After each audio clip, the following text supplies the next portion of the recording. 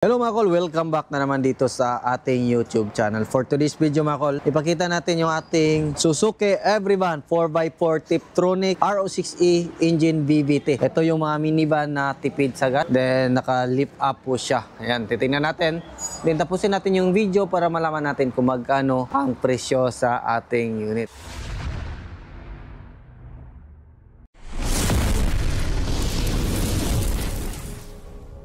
Makita natin ngayon dito mga kol, yung kulay ng ating unit is pearl white, then black yung gitna. Kasi yan po yung request ng ating customer. Yan, ito makita natin yung ating headlight.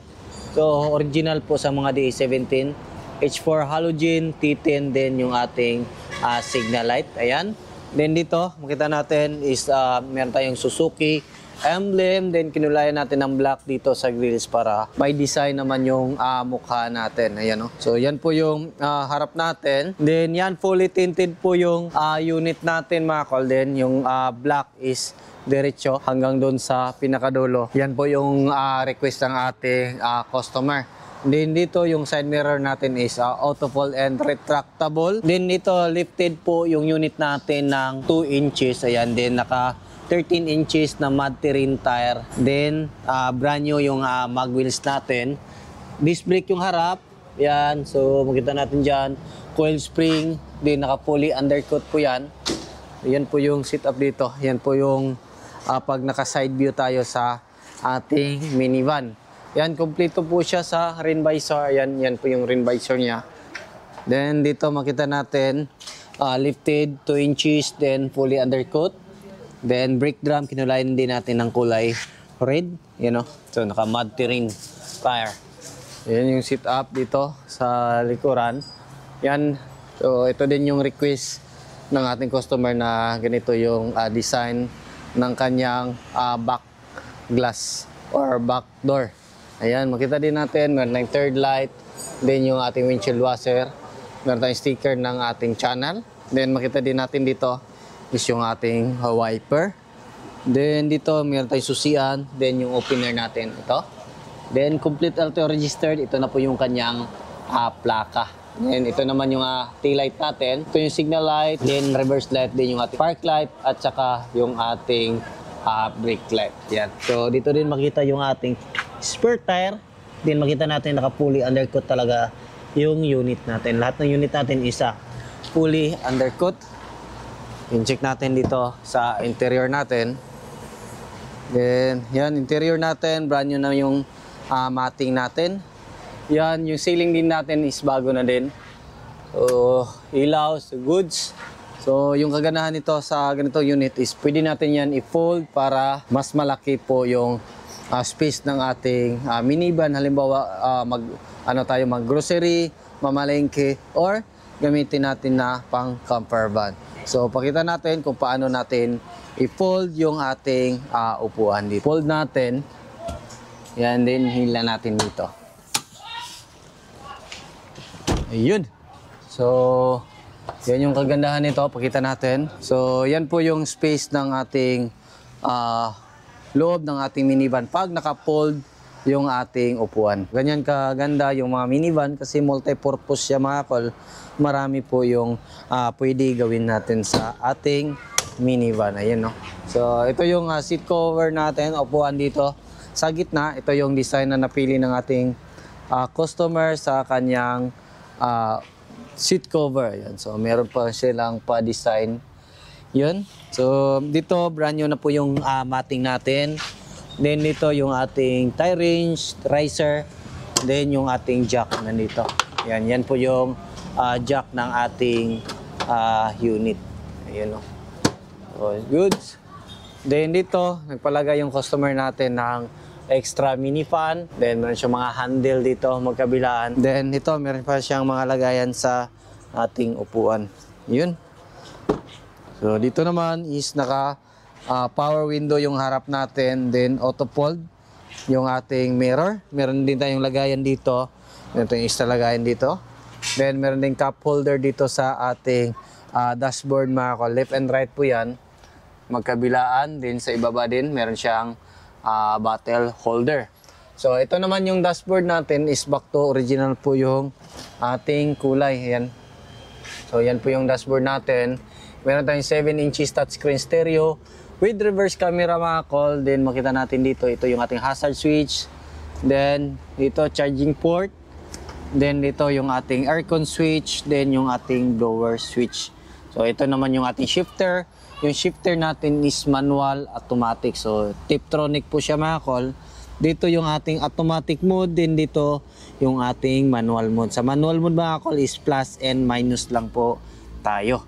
So yun, makita natin, yan dito yung ating mating is brand new na din. Ito yung ating accelerator pedal, brake pedal, yan po yung setup natin. Then dito makita natin yung upuan natin, ito yung upuan ng ating unit. So ito yung design na napili ng ating customer na meron silang logo ng White Rabbit yata yan. So hindi ako sure. So ito is meron din tayong lagayan dito. Then ito is yung ating handbrake. Then meron tayong center mirror dito. Then yung ating ilaw, goods. Then meron tayong headroom dito sa itaas. Then meron siyang mga sun visor, left and right po yan kompleto. Meron tayong mga passenger handle dito. Ayan, grab handle. Ayun.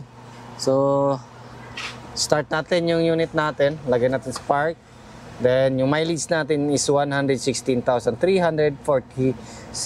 So, start natin. Ayan. So, under na po yung makina natin. So, check natin yung makina natin mga call. Dito tayo. So, before tayo mag-check sa makina, titingnan natin to. 4x4 switch.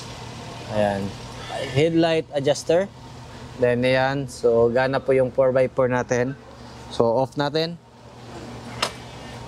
So, dito tayo. So, ito yung makina natin. Makina natin mga call is RO6A engine VVT. So, 12 volt, 3 cylinder inline, naka-timing chain. So, EFI, ito yung ating injector. Isa, dalawa, tatlo. Then ito naman yung ating VVT solenoid. Then dito yung ating camshaft sensor. Then yung ating ECT cylinder. Ayan. Then dito yung ating spark plug at saka yung ating ignition coil. Ito naman yung ating oxygen sensor, catalytic converter natin. Then dito tayo mag-refill ng ating engine oil. Then yung ating PCV valve. Ayun. So yan po yung makina natin.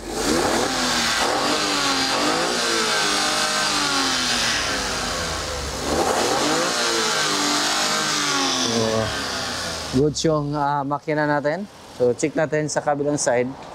Yun o, napakintab po ng kulay ng ating unit. So, napaganda pa talaga pag ansalurethane po yung gagamitin natin na pintura sa ating mga unit. Ito yung ating chassis number, gas tank opener.